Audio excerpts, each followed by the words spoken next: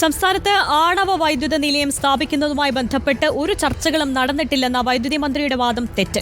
ചർച്ചകളുടെ ഭാഗമായി കൽപ്പാക്കം ആണവ നിലയം ചെയർമാൻ സംസ്ഥാന സർക്കാരിന് നൽകിയ കത്തിന്റെ പകർപ്പ് റിപ്പോർട്ടിൽ ലഭിച്ചു. അഡീഷണൽ ചീഫ് സെക്രട്ടറിയുടെ നേതൃത്വത്തിൽ ഉദ്യോഗസ്ഥ സംഘം ബാബ ആറ്റമിക് റിസർച്ച് സെന്ററും സന്ദർശിച്ചിരുന്നു. വൈദ്യുതി പ്രതിസന്ധിയുടെ പശ്ചാത്തലത്തിലാണ് ആണവ നിലയം സ്ഥാപിക്കാൻ സർക്കാർ ആലോചിക്കുന്നത്.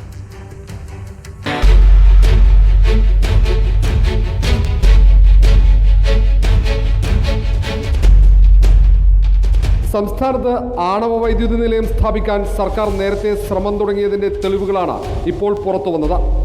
ആണവ നിലയം സ്ഥാപിക്കുന്നതുമായി ബന്ധപ്പെട്ട 2023 പ്രാഥമിക ചർച്ചകൾ തുടങ്ങിയിരുന്നു. വൈദ്യുതി ക്ഷാമത്തിന്റെ പശ്ചാത്തലത്തിലാണ് നീക്കം. അതേസമയം ആണവ വൈദ്യുതി പദ്ധതിയിൽ ഒരു ചർച്ചയും നടന്നിട്ടില്ലെന്നാണ് വൈദ്യുതി മന്ത്രി കെ കൃഷ്ണൻകുട്ടിയുടെ പ്രതികരണം. കൽപ്പാക്കത്ത് തോറിയത്തിൻ്റെ ഒരു റിയാക്ടർ പരീക്ഷണാടിസ്ഥാനത്തിൽ വിജയിച്ചിട്ടുണ്ട്. അതിനെക്കുറിച്ച് കാണാൻ വേണ്ടി നമ്മൾ ഡയറക്ടറും ചെയർമാനും കൂടി പോയി എന്നേ ഉള്ളൂ.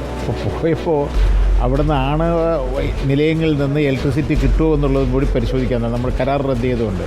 പിന്നെ ഈ നയം ഞങ്ങൾ ആരെങ്കിലും ഇലക്ട്രിസിറ്റി ബോർഡ് മാത്രം തീരുമാനിക്കേണ്ടതല്ല, ഗവൺമെൻറ്റും പൊതുവെ പബ്ലിക്കും ഒക്കെ കൂടി തീരുമാനിക്കേണ്ടതല്ലോ. നമ്മുടെ ഈ നാട് ഒന്ന് ആലോചിച്ചു. അങ്ങനെയുണ്ടെങ്കിലേ അതിനെക്കുറിച്ച് ആലോചിക്കുള്ളൂ. മന്ത്രിയുടെ വാദം തെറ്റാണെന്ന് തെളിയിക്കുന്നതാണ് ഈ രേഖകൾ. കൽപ്പാക്കം ആണവ വൈദ്യുതി നിലയം chairman V K Suresh Kumar സംസ്ഥാന ചീഫ് സെക്രട്ടറിക്ക് എഴുതിയ കത്ത്. ആണവ നിലയം സ്ഥാപിക്കാൻ ആവശ്യമായ സ്ഥലം കണ്ടെത്തണമെന്നാണ് നിർദ്ദേശം.